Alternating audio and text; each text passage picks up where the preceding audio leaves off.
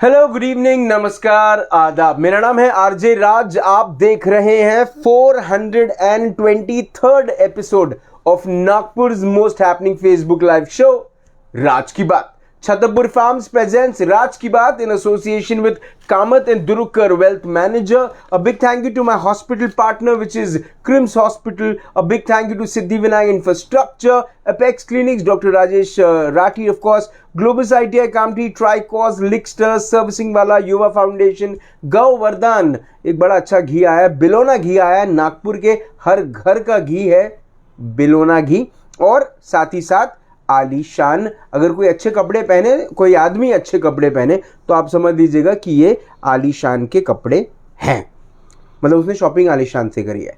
अब जो बात मुझे समझ में आ रही है वो ये समझ में आ रही है कि जब भी कोई क्राइम करता है, जब भी कोई व्यक्ति क्राइम के एक्ट में पकड़ा जाता है, जो पहली चीज़ उसके दिमाग में आती है वो आती है, भैया मैं वकील साहब से कांटेक्ट कर लूँ।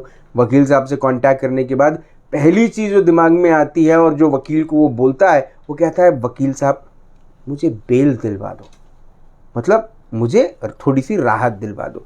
अब वकील को बेल दिलाता है कि नहीं दिलाता है, कौन से दायरे ऐसे होते हैं जिसमें वकील बेल दिलवा सकता है, ये सब बातें आज समझने के लिए हमारे लॉ लेसन देने वाले हमारे प्रोफेसर साहब हमारे साथ हैं, जिन्हें हम एडवोकेट नितिन गांधी के नाम से जानते हैं। सर नमस्कार। नमस्ते। नमस्ते सर। हेलो सर, कैसे हैं? बिल्कुल बढ़िया। आप सर कैसे हैं? 423वां episode of Nagpur most happening Facebook live show Raj Ki Baat में आपका स्वागत है। आज एक और लॉ लेसन आप देंगे हमको। किताबें तो कह रही है लॉ ऑफ बेल, और बड़ी मोटी मोटी किताबें हैं भाई। ये तो मानते हैं कि वकालत के लिए भी बहुत सारी पढ़ाई लगती है ना सर, और ये सब बातों को याद करना भी बड़ा मुश्किल है। लेकिन सर आज हम बहुत कम शब्दों में चाहेंगे आप हमको डिस्क्राइब करें कि सर बेल किन हालतों में मिलती है, बेल लेने का की जो प्रक्रिया है वो क्या है, बेल किस तरीके से ली जा सकती है, बेल किस तरीके से मांगी जा सकती है, और क्या भरना पड़ता है, कितने पैसे देने पड़ते हैं, क्या सिक्योरिटी होती है, वो सब एस्पेक्ट्स, और कौन से क्राइम में बेल मिल सकती है, कौन से क्राइम ऐसे होते हैं जिसमें बेल नहीं मिल सकती जी। कि कौन से टाइप के बेल होते हैं ये भी बताइएगा कायदे से सर। आज पूरा लॉ लेसन आप बताइएगा। बिल्कुल, स्वागत है सर आपका। तो ऐसा है राज सर कि पिछले जब आपके एपिसोड में अगर आपके व्यूअर्स ने देखा होगा जी, तो हमारा डिस्कशन हुआ था एफआईआर के ऊपर, है ना, फर्स्ट इंफॉर्मेशन रिपोर्ट के ऊपर, एफआईआर के ऊपर जी। तो देखिए ऐसा होता है कि कभी भी जो एक एफआईआर रजिस्टर होती है, तब जो एफआईआर रजिस्टर कर रहा है वो अक्सर ये बोलता है कि मेरे साथ कोई परेशानी हो गई या मैंने किसी के ऊपर कोई परेशानी होते हुए देखी है जी। लेकिन हिंदुस्तान का कानून ये बोलता है कि भैया कानून सबके लिए एक है। तो जब पुलिस किसी को पकड़ के लाती है, पुलिस स्टेशन में इंट्रोगेशन इन्वेस्टिगेशन होता है जी, और अगर पुलिस को ये लगता है कि इसने प्राइमा फेसी गुनाह किया है, प्राइमा फेसी गुनाह का मतलब है कि ये आरोपी है, कन्विक्टेड नहीं है, आरोपी है। बाद में तो कोर्ट का ये रहता है निष्कर्ष की वो आरोपी है या नहीं, या वो कन्विक्शन मतलब उसको सजा लगेगी या नहीं, वो कोर्ट का काम है, एविडेंस का काम है। लेकिन अभी जब शुरुआत होती है केस की, तब जो आदमी अरेस्ट होता है तो उसके भी फंडामेंटल राइट्स हैं, उसमें है राइट टू लिव जी। तो उस दायरे में आता है लॉ ऑफ बेल्स। अब लॉ ऑफ बेल्स क्या है, बेल एक्चुअल में है क्या जी? जब कोई अरेस्ट हो जाता है तो बहुत सारे उनके जो अधिकार हैं वो छीन लिए जाते हैं, जैसे कि वो उनको लॉकअप रहना पड़ता है, उनको कहीं जॉब पे जाने का वो नहीं है, राइट टू फ्रीडम कर्टेल हो जाता है उनका, बाहर नहीं घूम सकते हैं, है ना, किसी से कांटेक्ट नहीं कर सकते, कम्युनिकेट नहीं कर सकते हैं।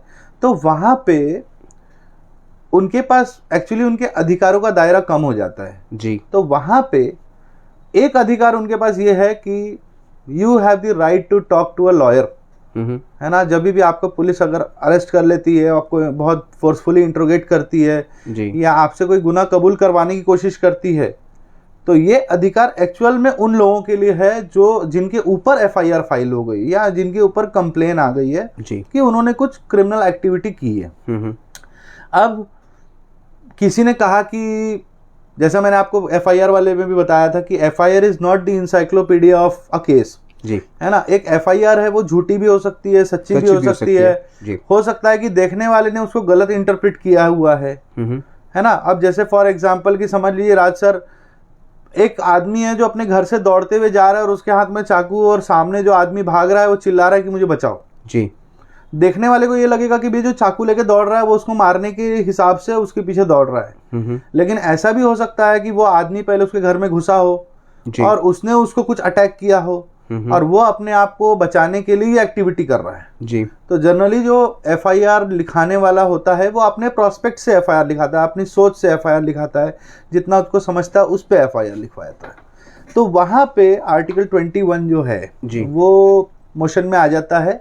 उसमें सबसे पहला अधिकार ये होता है कि जब भी आपको पुलिस वालों ने ऐसा कहा कि भाई आपको अब कोर्ट जाना पड़ेगा या आपको अब हम अंदर कर देंगे, लॉकअप कर देंगे, तो you have only one right to talk to your lawyer जी, जो आप 24 आवर्स में कभी भी कर सकते हैं। इसलिए आप कोई भी व्यक्ति पहले कहता है कि I want to speak to my lawyer. Yes, it is, ये इसका अधिकार है जी, जो कि फंडामेंटल राइट्स से रिलेटेड है। क्योंकि उसको भी तो अधिकार है ना कि उसके राइट्स कर्टेल ना हो। अगर पुलिस बोलते है तुम आरोपी हो, तुमने ये क्राइम किया है, प्रेशर होता है बातों का, तो वहां पे अगर कोई सिचुएशन वो हैंडल नहीं कर पा रहा है तो उसको भी एक प्रोफेशनल आदमी की जरूरत है ना जी। उसको भी तो अपने अधिकार को बचाने का पूरा मतलब उसको पूरा राइट है, प्रोटेक्शन है उसके ऊपर जी। लेकिन अब इसमें क्या होता है राज सर, जैसा मैंने पिछले भी आपको कुछ आपके प्रोग्राम्स में बताया है कि जो क्राइम भी होते हैं उनके अलग अलग दायरे होते हैं। कई क्राइम्स ऐसे होते हैं जिनकी पनिशमेंट सिर्फ फाइन तक की होती है। कई होते हैं जिसमें 6 महीने से लेके साल भर की पनिशमेंट होती है। कई ऐसे क्राइम्स होते हैं जिसमें 1 साल से 3 साल की सजा होती है। कई ऐसे क्राइम्स होते हैं जिसमें 3 साल से 7 साल की सजा होती है। कई ऐसे क्राइम्स होते हैं जो 7 साल से ज्यादा लाइफ इम्प्रिजनमेंट तक की सजा होती है। और कई ऐसे क्राइम्स होते हैं जिसमें डेथ की सजा होती है। अब ये दायरे हैं, ये मैं आपको बहुत ज्यादा, अगर मैं इसके लीगल इनएक्शमेंट में चला जाऊं तो सर आपका प्रोग्राम बहुत बड़ा हो जाएगा जी, इसलिए मैं इसको शॉर्ट रखते हुए समझा रहा हूं। तो इसमें क्या होता है, जब एक आदमी पुलिस स्टेशन पहुंच गया जी, तो बेल लेना उसका अधिकार है जी। और बेल लेना हर केस में बेल ली जा सकती है। ऐसा कोई केस नहीं है जिसमें बेल नहीं हो सकती है या कहीं उनके अधिकारों का खनन होता है। क्योंकि जितने भी कानून हम बनाते हैं या हमारे लॉ मेकर्स ने जितने भी कानून बनाए हैं जी, ठीक है, उसमें सबसे ऊपर होता है कॉन्स्टिट्यूशन ऑफ इंडिया जी। और बेल जो है वन ऑफ दी ऐसा अधिकार है जो कि कॉन्स्टिट्यूशन ऑफ इंडिया किसी के राइट्स जो है, फंडामेंटल राइट्स, उसको प्रोटेक्ट करता है जी। जैसे कि आपको एक एग्जांपल दूं, कोई आदमी अगर जेल में है फिर भी उसके अधिकार है कि वो इलेक्शन लड़ सकता है। तो अच्छा। हाँ, तो अब कई बार लालू यादव का एग्जांपल देख लीजिए साहब, जेल में रह के उन्होंने इलेक्शन लड़ा था सीएम का जी। तो कैसा होता है वहां पे कि जो इलेक्शन लड़ने का जो अधिकार है ना, वो फंडामेंटल राइट्स है। किसी का भी कोई भी इलेक्शन लड़ सकता है, तो उसको जेल में रहकर भी उनके फंडामेंटल राइट्स जो हैं वो प्रिवेल होते हैं। बेल का प्रावधान जो है वो बहुत ही वाइड है, बहुत वाइड कॉन्सेप्ट है और इसमें बहुत सारी बातें होती हैं। और इसमें जो सबसे बड़ा वर्ड होता है वो होता है डिस्क्रिशन जी। जो जज होता है या जज जो उसको सुन रहा है वो एप्लीकेशन को, तो उस एप्लीकेशन को सुनने वाले को सोसाइटी और क्राइम के बीच में बैलेंस करना होता है जी। कि अगर मैं इस क्रिमिनल को बेल देता हूं या मैं एक एप्लीकेंट को बेल दे रहा हूं तो उससे कोई सोशल प्रॉब्लम हो सकती है क्या, है ना, उसके छूटने से कोई सोशल प्रॉब्लम हो सकती है क्या जी। अब उस पे मैं आपको बाद में बताऊंगा हार्ड एंड क्रिमिनल्स के बारे में भी। तो जनरली क्या होता है कि अगर आपके ऊपर कोई ऐसा ऑफेंस रजिस्टर हो गया है जिसमें कि 6 महीने से लेके 3 साल तक वाली जो सजा है जी वो आती है, तो उसको पीटी ऑफेंसेस बोला जाता है। पीटी ऑफेंसेस में जो थाने का पीआई होता है उसके पास भी बेल देने का प्रावधान होता है जी। कि आपको कई बार आपने सुने होंगे कि भाई मैं थाने से ही छूट गया, मेरे को एक पावती दी है और मैं थाने से छूट गया। That is your right to bail which you have executed, which you have enjoyed being in the police station itself. आपको कोर्ट आने की आवश्यकता नहीं पड़ी, लेकिन वो डिस्क्रिशन होता है। कई बार इस तरह के लोग होते हैं जिनके ऊपर पीटी ऑफेंसेस है लेकिन पीछे बहुत सारे गुनाह हैं या वो हैबिचुअल ऑफेंडर्स में आ रहे हैं। तो उस केसेस में क्या होता है सर कि उस केसेस में जो पीआई है वो अपने पावर्स को एग्जीक्यूट नहीं करता, वो जेएमएफसी मजिस्ट्रेट के पास उनको भेज देता है पेपर्स बना के जी। अब यहाँ पे ऐसा होता है कि अब समझ लीजिए कि मैं आपको ऐसा एग्जांपल बता रहा हूँ जिसमें 3 साल से 7 साल की सजा हो रही है जी, ठीक है। वो उस तरह के ऑफेंसेस हो जाते हैं जैसे कि समझ लीजिए किसी ने ऐसा कुछ मार दिया किसी को कि खून निकल गया, किसी वेपन से या किसी ऐसी चीज से मार दिया। एक एग्जांपल दे रहा हूँ आपको, सिर्फ ऐसे बहुत सारी केसेस हैं। तो ऐसी केसेस में क्या होता है, आपको जेएमएफसी के सामने खड़ा किया जाता है with in 24 hours of your arrest, ठीक है। ये भी आपका फंडामेंटल राइट है कि आपको 24 आवर्स के अंदर अरेस्ट करके, जब आपको अरेस्ट करते हैं जिस भी टाइम में, तो विद इन 24 आवर्स पुलिस को मजिस्ट्रेट के सामने आपको पेश करना होता है। तो ये ऐसा क्यों होता है कि भाई 24 घंटे में क्या होगा जी? तो 24 घंटे जो दिए जाते हैं वो सिर्फ प्राइमा फेसी एविडेंस कलेक्ट करने के लिए दिए जाते हैं कि ये जिस आदमी को हमने पकड़ा है इसके खिलाफ हमारे पास पुख्ता सबूत है जी कि इन्होंने ये क्राइम किया है या ये इसमें इन्वॉल्व है या जो भी उनके ऊपर एलिगेशन लगे हैं। मजिस्ट्रेट जो है वो इस चीज को देखते हैं, पेपर्स को पढ़ते हैं, दलीलें सुनते हैं और दोनों तरफ की दलीलें सुनते हैं। मतलब आरोपी का वकील भी खड़ा होता है कोर्ट में, पुलिस के जो लॉयर होते हैं, पब्लिक प्रोसिक्यूटर जो स्टेट की तरफ से होते हैं जी, वो भी खड़े होते हैं। वो कोशिश करते हैं कि आप मतलब जो आरोपी है उसको ज्यादा से ज्यादा समय कस्टडी में रखा जाए, पुलिस कस्टडी में, ताकि इन्वेस्टिगेशन कंप्लीट हो जाए जी। दूसरी तरफ जो डिफेंस लॉयर्स बोलते हैं या जो आरोपी के वकील होते हैं वो ये कोशिश करते हैं कि जल्द से जल्द उनका पीसीआर खत्म हो जाए जी। अब जेएमएफसी या मजिस्ट्रेट जो है वो उसके पेपर्स को पढ़ते हैं, उस केस की ग्रेविटी को समझते हैं, उसकी मतलब कितनी वाइड रेंज है या इन्वेस्टिगेशन कितना बचा है, उस पे जाते हुए फिर वो पीसीआर ऑर्डर्स करते हैं। पीसीआर मतलब पुलिस कस्टडी रिमांड जी।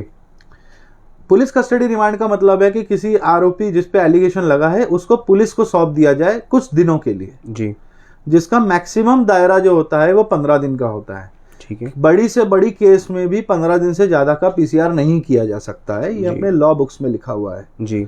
लेकिन मजिस्ट्रेट के कई सारे इसमें केसेस भी हैं जिसमें वो कहा गया है कि कई बार मजिस्ट्रेट 15 दिन का एक साथ पीसीआर देते हैं, तो वो भी कहीं ना कहीं फंडामेंटल राइट्स का खनन है। और उसमें कहा गया है कि भाई छोटे छोटे टाइम फ्रेम के लिए पीसीआर दिया जाए ताकि पुलिस अपनी इन्वेस्टिगेशन को बता सके जज को जी कि इन्वेस्टिगेशन उन्होंने कितना किया। सही बात। अब जैसे फॉर एग्जांपल किसी का 3 दिन का पीसीआर हो गया, 3 दिन बाद फिर उनको लाया गया कोर्ट में, फिर आपके डिफेंस लॉयर खड़े हो गए आरोपी की तरफ से, फिर स्टेट के लॉयर्स खड़े हो गए, फिर उन्होंने पुलिस वालों ने पुलिस में अपने पेपर्स जमा किए जी, सॉरी जज के सामने पेपर्स जमा किए जी। फिर जज को अगर ऐसा लगता है कि भाई प्रॉपर इन्वेस्टिगेशन कंप्लीट हो चुकी है जी, इन कंसर्न टू जो आदमी अरेस्ट हुआ है उसके कंसर्न से इन्वेस्टिगेशन कंप्लीट हो चुकी है, तो वो एमसीआर दे देते हैं। एमसीआर मतलब मजिस्ट्रेट कस्टडी रिमांड। इसमें आदमी जेल में चला जाता है। इसमें जो कस्टडी होती है एक आरोपी की, उसको जेएमएफसी ये कहती है कि पुलिस की कस्टडी खत्म हो चुकी है, अब इनको लॉकअप में रखने की जरूरत नहीं है जी। अब ये मजिस्ट्रेट कस्टडी में आ जाएंगे। मजिस्ट्रेट का कस्टडी बोले तो जेल जी। अब अगर ये पीटी ऑफेंसेस है तो एमसीआर होने के बाद, मजिस्ट्रेट कस्टडी रिमांड होने के बाद ही आप बेल एप्लीकेशन फाइल कर सकते हो अगर आप कस्टडी में हो जी। पीसीआर में बेल एप्लीकेशन आप फाइल नहीं कर सकते हो क्योंकि उस समय इन्वेस्टिगेशन चल रहा है। अब एमसीआर होने के बाद जब बेल एप्लीकेशन मूव की जाती है तो वो जब एप्लीकेशन मूव होती है फिर वो जज कंसिडर करते हैं, फिर उसमें कई सारी बातें होती हैं, फैक्ट्स डिस्कस होते हैं जी। केस के बारे में बोला जाता है, उस आदमी के सोशल कॉन्टैक्ट्स के बारे में, वो आदमी का ओहदा क्या है, उसका बैकग्राउंड क्या है, ये सारी बातें कोर्ट को बतानी पड़ती हैं और उसका केस में इन्वॉल्वमेंट कितना है जी। ये सब सुनने के बाद जज कंसिडर करता है कि इसको बेल देना चाहिए कि नहीं जी। और इस जो बेल एप्लीकेशन हम फाइल करते हैं इसमें पुलिस को भी सुना जाता है और सरकारी वकील को भी सुना जाता है जो स्टेट की तरफ से होते हैं जी। मतलब तीनों पहलुओं को सुनने के बाद ही एक बेल एप्लीकेशन डिसाइड की जाती है जी। अब ये बात मैं कर रहा था जो 3 साल से 7 साल की सजा वाली केसेस होती हैं जी। और जब तक इनकी बेल एप्लीकेशन डिसाइड नहीं होती या जब तक इसमें ऑर्डर्स नहीं होते हैं तब तक उनको जेल में रहना पड़ता है। ठीक है। अब इसमें नेक्स्ट होता है जिनमें 7 साल से लाइफ की सजा तक है, लाइफ इम्प्रिजनमेंट, डेथ पेनल्टी तक की सजा है, उसको बहुत ही हीनियस और ग्रीवियस क्राइम में माना जाता है जी। तो जो जेएमएफसी होता है उनके सामने सेम ऐसा ही होता है, आरोपी को लाया जाता है, पीसीआर एमसीआर तक का वहीं तक होता है, लेकिन जुडिशियल मजिस्ट्रेट फर्स्ट क्लास के पास आपको बेल देने के पावर्स नहीं होते हैं, जिसमें 7 साल से लाइफ इम्प्रिजनमेंट तक की या डेथ पेनल्टी तक की सजा है जी। उसके लिए आपको फिर उनसे ऊपर ऑनरेबल सेशन कोर्ट में जाना पड़ता है, सेशन जज के सामने प्रे करना पड़ता है कि भाई ये इनका अरेस्ट हुआ था, ये एफआईआर कॉपी है, उसमें उनका ये दोष है, और उसके बाद वही सेम चीज जो है वो सेशन में होती है, सेम प्रोसीजर सेशन कोर्ट में होती है जी। सेशन कोर्ट जो होता है वो थोड़ा स्ट्रिक्ट होता है बेल देने में जी। सेशन कोर्ट को बहुत सारी बातों को कंसीडर करना पड़ता है, क्योंकि लॉ जो है वो थोड़ा सा स्ट्रिंजेंट है उस चीज को लेके कि उन्होंने कब बेल देना चाहिए और कौन सी केसेस में बेल देना चाहिए। अब इसमें कई सारी बातें होती है राज, कई सारी चीजें होती है, कईयों बेल एप्लीकेशन हाई कोर्ट और सुप्रीम कोर्ट में लगती है, तो जो डिफेंस लॉयर होता है वो उन सब बातों को कंसीडर करता है कि भाई ऐसी सिमिलर केसेस में हाई कोर्ट ने बेल दिया था तो सर आप भी कंसीडर कीजिए, है ना। तो उनको हर एक क्वांटम देखना पड़ता है, हर एक फैक्ट्स को समझना पड़ता है, ग्रेविटी को समझना पड़ता है। अब इसमें समझ लीजिए कि अगर एकदम सामने सामने दिख रहा है कि भाई इसने मर्डर कर दिया है जी, तो फिर जज कभी भी इन्वेस्टिगेशन खत्म होने से पहले बेल को कंसीडर नहीं करते हैं। ये एक जनरल कॉन्सेप्ट बता रहा हूँ आपको जी। और इसमें ऐसा होता है कि जब बेल देने का समय होता है तब समझ लीजिए कि आप समझिए बेल नहीं हुई तो रिजेक्ट हो गई, वो जेल चला गया जी। वो जेल में ही बैठा है, अभी वो अपनी बेल के इंतजार में बैठा है। उस वहां पर भी सेशन जज जो रहता है वो भी तीनों लोगों को सुनता है, वो भी पुलिस को बुलाता है, कंसर्न इन्वेस्टिगेटिंग ऑफिसर को कोर्ट में बुलाता है, कंसर्न जो उनके पब्लिक प्रोसिक्यूटर स्टेट की तरफ से होते हैं उनको बुलाता है, और डिफेंस लॉयर को सुनता है जो एप्लीकेंट की तरफ से रहते हैं। और कई बार ऐसा देखा गया है कि जो ऑफेंसेस रिलेटेड टू वुमेन है, जिसमें महिलाओं ने केस डाला हुआ है और जिसकी ग्रेविटी हाई है, उसमें कईयों बार सेशन कोर्ट जो है वो महिलाओं को भी बुलाता है और उनके तरफ की भी बात सुनता है कि भाई उनका क्या कहना है, लेकिन वो स्टेट की तरफ से बोलते हैं, मतलब उनका लॉयर जो होता है वो फ्री ऑफ कॉस्ट रहता है और वो स्टेट का जो सरकारी वकील रहता है वो उनकी कहानी सुनता है, उनकी बात सुनता है, उनकी दलील सुनता है और उसको माउथ पीस की तरह कोर्ट को बताता है। इसमें कई बार court out of the box ladies से भी बात करते हैं कि भाई आपका क्या कहना है या आपको ऐसा क्या कहना है कि बेल क्यों नहीं होनी चाहिए। जनरली एट्रोसिटीज की जो केस होती है, जो concern to SC ST act जो बोलते हैं आप, किसी ने जातिवाचक कुछ बोला है या कोई एक्टिविटी किया है तो उसमें जो है तो जनरली कंप्लेनेंट को भी बुलाया जाता है कोर्ट में, ठीक है। अब दूसरी चीज ये है राज सर कि अब इसमें एक ऐसी बेल होती है जो घर बैठे होती है, जिसमें आरोपी मतलब ना पुलिस स्टेशन जाता है, ना कोर्ट जाता है और कहीं नहीं जाता है, और उनके लॉयर्स जो हैं वो मतलब कोर्ट को अप्रोच हो जाते हैं जी। जैसे समझो कि किसी के ऊपर FIR रजिस्टर हो गई, लेकिन उनको ये बात की मालूमात हो गई जी कि मेरे पे ये ऑफेंस रजिस्टर हो सकता है या हो गया है या पुलिस मुझे अरेस्ट कर रही है, करने वाली है, तो आप डायरेक्टली सेशन कोर्ट में मूव कर सकते हैं। उसको बोलते हैं एंटीसिपेटरी बेल जी। उसमें आप FIR की कॉपी लेके सीधा से खड़े हो जाइए, कहिए कि सर या मैडम जो सेशन जज रहेंगे उनको कंसर्न सेशन जज को समझाइए कि भाई मैं बेगुनाह हूँ, मैंने गुनाह नहीं किया है जी, और मेरा इसमें रोल जो है वो फॉल्स है या मुझे गलत फंसाया जा रहा है, मैं सोसाइटी का बहुत बड़ा आदमी हूँ और मुझके फॉल्स इम्प्लीकेशंस हैं। ऐसी कई सारी केसेस होती है ना राज, जिसमें कि फॉल्स इम्प्लीकेशन होता है कि पुराना झगड़ा है तो केस डाल दो, कुछ कर दो, तो उस केसेस में लेकिन मालूम है इसका जो दायरा होता है ना बहुत एकदम थ्रेड होता है ना, थिन थ्रेड जैसा होता है। मतलब इसमें ऐसा होता है कि अगर 100 एप्लीकेशंस लगेंगी तो 99 उसमें रिजेक्ट होंगी और एक एप्लीकेशन अलाउ होंगी, मतलब दायरा इस तरह का होता है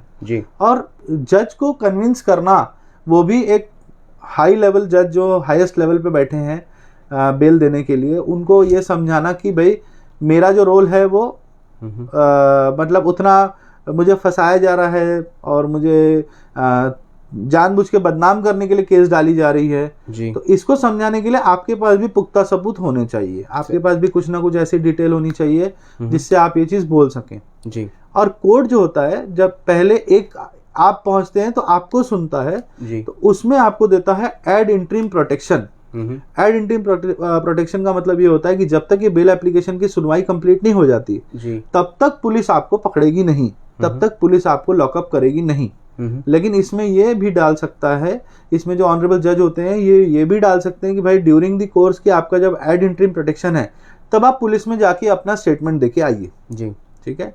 and there is nothing wrong कि पुलिस को भी अपना अधिकार है इन्वेस्टिगेट करने का, तो ये जितने भी डॉक्यूमेंट्स या जो भी आपके एविडेंसेस हैं ये आप पुलिस स्टेशन में जमा कर दीजिए और अपनी बेगुनाही साबित कीजिए। उसके बाद जो नेक्स्ट डेट होती है उसमें पुलिस को भी बुलाया जाता है, पब्लिक प्रोसिक्यूटर को भी बुलाया जाता है और डिफेंस लॉयर को भी बुलाया जाता है और कईयों बार आरोपी को भी पेश होने को कहा जाता है कोर्ट में जी। उसके बाद दलीलें होती हैं। अगर जज को लगता है कि नहीं भाई इनको फॉल्सली इम्प्लीकेट किया जा रहा है या इनकी इन्वेस्टिगेशन की जरूरत नहीं है पुलिस को जी, तो एंटीसिपेटरी बेल दी जाती है, लेकिन उसमें कईयों कंडीशंस होती हैं कि आपको पुलिस स्टेशन अटेंड करना पड़ेगा सो एंड सो डेट पे जी।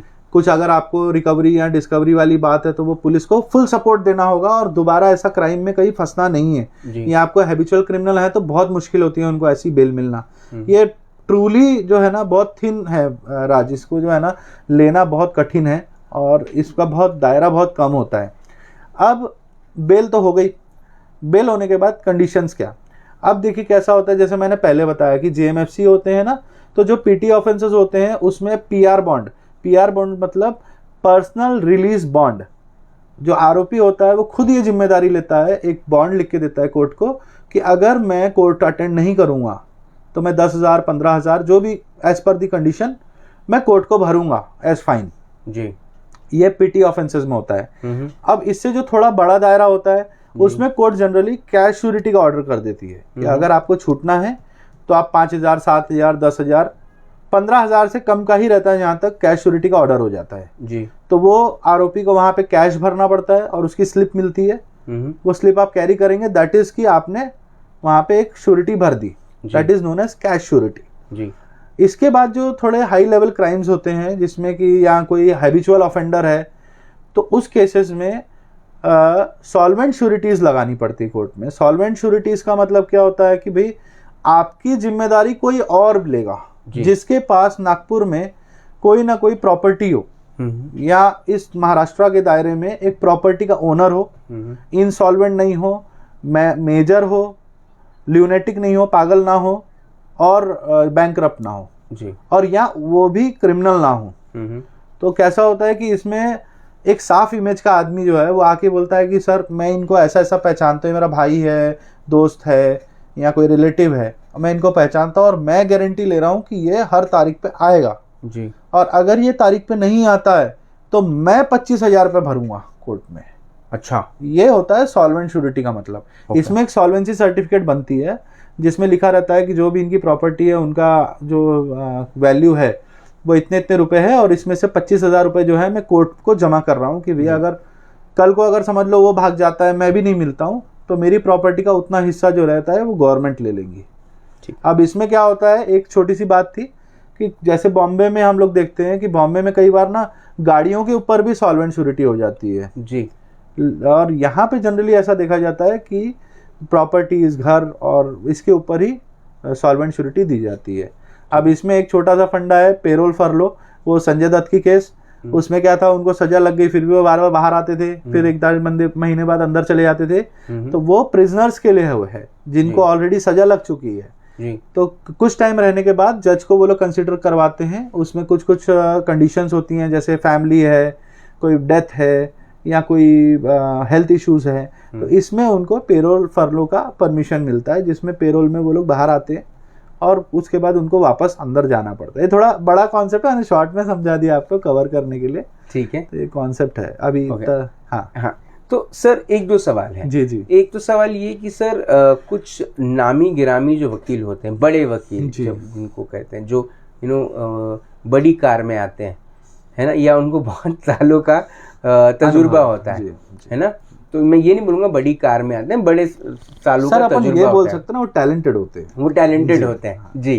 तो कोर्ट में जो जजेस होते हैं, जज साहब होते हैं, उनको भी इन वकीलों के बारे में पता होता है, वकीलों के नाम पता रहता है, उनके टैलेंट के बारे में उनको भी पता रहता है।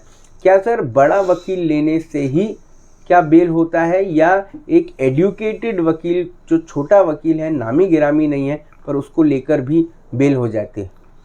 सर मैं आपको मेरा पर्सनल एक्सपीरियंस शेयर करता हूँ। मेरे पूरे परिवार में कोई भी लॉयर नहीं है। I am the first generation lawyer जी, ठीक है। और ऐसा है कि जो मैं फर्स्ट जनरेशन का हूँ, मुझे ऐसा लगता है कि अगर आप टू दी पॉइंट बात करें जज के साथ, और अगर आप लॉ की बात करें, अगर आप उनसे लॉ डिस्कस करें, और उनको जजेस जो होते हैं वो आपके जैसे 200 वकीलों से रोज मिलते हैं जी, तो उनको पता चल जाता है इन अ फ्लुक कि ये बंदा बेवकूफ़ बना रहा है या ये बंदा लॉ की बात कर रहा है जी, है ना। 2 तरह के वकील होते हैं जी, जिनमें पहला वकील होता है जो ये बोलता है कि सर मेरा आरोपी बेगुनाह है जी, और एक राम जेठमलानी जी भी थे जी, जिनका ये कहना था कि भाई मेरे आदमी ने गुनाह किया है लेकिन he has not done it intentionally. तो दोनों में बहुत बड़ा फर्क है ना। ये छोटी छोटी कड़ियां होती हैं। आपको लॉयर लेना है तो लॉयर वो लीजिए जो हार्ड वर्किंग है जी, जो आपकी केस पे ध्यान दे, जो आपकी केस को पढ़े और आप लोग को भी सुने, क्योंकि फैक्ट्स बताने वाले आप लोग ही हो, है ना। पुलिस की तरफ का फैक्ट्स तो एफआईआर में लिखा है, पेपर्स पे लिखा है, लेकिन जो ओरिजिनल केस है या ओरिजिनल जो घटना घटी है वो बताने वाले आप लोग हो जी। तो जो आपको सुने, जो प्रैक्टिकली समझे। अब कई बार आज क्या होता है मालूम है, I being a defence lawyer, कभी कभी मेरे को क्या होता है, कोई केस नहीं समझ में आ रही है, बहुत ज्यादा टफ है, तो I go on the very spot, वहां स्पॉट पे जाता हूँ जहाँ ऑफेंस क्रिएट हुआ, फिर उसके आजू बाजू में क्या है, और सेम टाइम पे जाता हूँ। ऑन ग्राउंड जो स्टडी है वो स्टडी करना पड़ता है। तो कैसा है, इतना टाइम भी आपके लॉयर ने आपको देना चाहिए जी। और उसके लिए चैलेंजिंग होना चाहिए करना। 2 तरह के लॉयर्स हैं, एक बोलते हैं भाई इट इज माय प्रोफेशन, और दूसरे होते हैं जो बोलते हैं it is a challenge for me, कि ये मैं कर सकता हूँ जी। तो वो फाइटिंग स्पिरिट वाले लॉयर्स रहे तो बहुत अच्छा रहता है आपकी केस के लिए। ओके जी। एक आखिरी सवाल मेरा ये कि बेल क्या एक व्यक्ति बिना वकील को हायर किए ले सकता है? बिल्कुल ले सकता है, बिल्कुल ले सकता है। ये आपका फंडामेंटल अधिकार है। लेकिन जनरली क्या होता है, इसमें आप वकील के बिना पूरी केस भी लड़ सकते हैं, आप वकील के बिना अपनी केस को डिफेंड भी कर सकते हैं। जनरली ऐसा होता है, कई बार देखा भी गया है कोर्ट में, कई एग्जांपल्स भी हैं। लेकिन प्रॉब्लम क्या होती है इसमें, देखिए जो स्मूथ फंक्शनिंग ऑफ कोर्ट होता है ना, वो नहीं हो पाता है।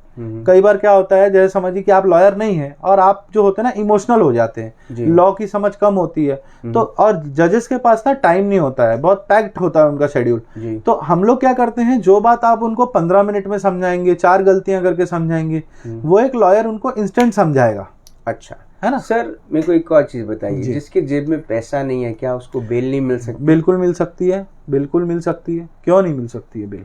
नहीं, जैसे उसके पास भरने के लिए पैसा नहीं है, बिल्कुल बिल्कुल। अगर आपने हीनियस क्राइम नहीं किया है जी, देखिए अगर हीनियस क्राइम किया है ना, तो कोर्ट को कोई फर्क नहीं पड़ता कि आप गरीब है कि अमीर है जी। लेकिन पिटी ऑफेंसेस हैं, जैसे जुआ खेलते हुए पकड़े गए हैं, या ये इस तरह के पिटी ऑफेंस, गाली गलौज की केस हो गई, धक्का मुक्की की केस हो गई, तो इन सारी केसेस में क्या होता है कि एप्लीकेशन लिखना पड़ता है कि ये इंडिजीनियस पर्सन है, इसके पास पैसा नहीं है, लेबर है, ये है वो है। कोर्ट 110% इस चीज को कंसिडर करता है। कोर्ट हमेशा उनकी आंखें खुली हैं, उसको ऐसा नहीं है कि वो कंसिडर नहीं करते। लेकिन अगर आपने एकदम मर्डर कर दिया जी, और आप कमजोर बैकग्राउंड के हो या आपके पास पैसे नहीं है, तो बिना श्योरिटी के आपको छोड़ना मुश्किल है। सर एक बात की तो श्योरिटी आज मिल गई कि ये लॉ लेसन्स कंटिन्यू होते रहेंगे, तो राज की बात के जो व्यूअर्स हैं वो भी एडवोकेट शायद किसी ना किसी दिन बन जाए, क्योंकि उनको भी बड़ा सीखने को मिल रहा है। आज लॉ ऑफ बेल के बारे में हमने आपसे सीखा। एक और विषय पे हम आपसे अगले हफ्ते फिर बात करेंगे, एक और लॉ लेसन में। आपने अपना वक्त दिया, आपने हमसे बात करी, आपने हमको लॉ के और लीगैलिटीज़ के बारे में और समझाया, उसके लिए बहुत बहुत धन्यवाद। Thank you so much. Well, आज एडवोकेट नितिन गांधी सर से फिर हमने लॉ लेसन्स लिए, फिर हमने उनसे एक बात सीखी। लेकिन उन्होंने अपना स्टेटमेंट जब वो एंड करे थे तो उन्होंने एक बात कही थी, और वो बात बड़ी इंपॉर्टेंट बात है, वो समझने वाली बात भी है। वो क्या है कि लॉ जो है उसकी आंखें खुली है, आंखों पे पट्टी है, हाथ में तराजू है, एक हाथ में तलवार है, लेकिन आंखें खुली हैं, आप उनको बंद ना समझें। और इसलिए हम कहते हैं, इसलिए हर कोई व्यक्ति कहता है कि मुझे ऑनरेबल कोर्ट पे विश्वास है, क्योंकि इस देश में जहाँ डेमोक्रेसी है वहीं पर कोर्ट और कोर्ट के लॉज और कोर्ट की लीगैलिटीज़ और कोर्ट के डिसीजंस की एक अलग मान्यता है। तकलीफ कहाँ आ जाती है मैं आपको बताता हूँ। कई सारे लोग एक मिसअंडरस्टैंडिंग और एक मिसकंसेप्शन में जीते हैं कि उनके पास धन है और वो धन से सब कुछ कर सकते हैं, उनके पास धन की ताकत है, वो कुछ भी कर सकते हैं। साहब ऐसा नहीं है, साहब ऐसा नहीं है। ये देश की जो बुनियाद है वो सच्चाई है। कोई कैसा कर रहा है, कोई मंत्री करोड़पति बन रहा है, कोई पुलिस वाला अत्याचार कर रहा है, हर चीज़ का एक दिन एक अंत होता है। और आज इस पे एक बात बोलूं क्या आपको? जी, 1-2 मिनट मैं फिर से बोल रहा हूँ आपको। इसमें कई सारे एग्जांपल्स है ना। अगर आप पैसे की बात करें, पैसे से कानून खरीदा जा सकता है, मैं बोल्डली बोलता हूँ। तो फिर लालू प्रसाद यादव जेल में क्यों हैं? जी। अगर पॉलिटिकल पावर से आप कुछ कर सकते हो तो आसाराम बाबू जेल में क्यों हैं? बापू साहब, उनके लड़के जेल में क्यों हैं? जी। मैं एक बात बोलूं, अगर ये नॉर्मल लोग होते ना तो शायद इनकी बेल हो जाती। अच्छा। लेकिन क्योंकि ये एक्लेम्ड लोग हैं, इनको सोसाइटी फॉलो करती है और इन्होंने बहुत हीनियस क्राइम किया है, शायद इसीलिए कोर्ट इनको कंसिडर नहीं कर रहा। यही अगर ये नॉर्मल आदमी होते तो शायद हाथ पैर जोड़ के कोर्ट कंसिडर कर लेता है इनकी बेल। परफेक्ट, बहुत अच्छी बात थी। और ये बात समझना इसलिए भी और भी ज़्यादा ज़रूरी है कि जब आप समाज में रहकर एक बड़ा काम करते हैं और समाज आपको उस बात की रिस्पेक्ट करता है, समाज आपको समाज में एक बड़ी जगह देता है और फिर भी आप समाज के साथ धोखा करते हो, तो फिर कोर्ट अपनी तलवार चलाता है और फिर वो आपको उस तराजू में तोलकर जेल में रखना ही ज़्यादा प्रेफर करता है। बड़ी अच्छी बात हुई आज, एक और बात समझ में आई। कल शाम को 5 बजे फिर हम मिलेंगे इन राज की बात। शाम को 7 बजे मेरा इंस्टाग्राम पे शो ज़रूर देखा कीजिए, है ना। इंस्टाग्राम पे भी मेरा शो शुरू हुआ है। रोज़ शाम को 7 बजे इंस्टाग्राम पे भी एक नई पर्सनालिटी से बात कराऊंगा, मिलवाऊंगा। कुछ ज्ञान की बात होगी, कुछ हंसी मजाक होगा, कुछ अच्छी बातें होंगी। तो इंस्टाग्राम पे 7 बजे और फेसबुक पे 5 बजे होगी राज की बात। तब तक आप अपना ध्यान रखें, सुरक्षित रहें, स्वच्छ रहें, स्वस्थ रहें, मस्त रहें, खुश रहें, जिंदा रहें। जय हिंद।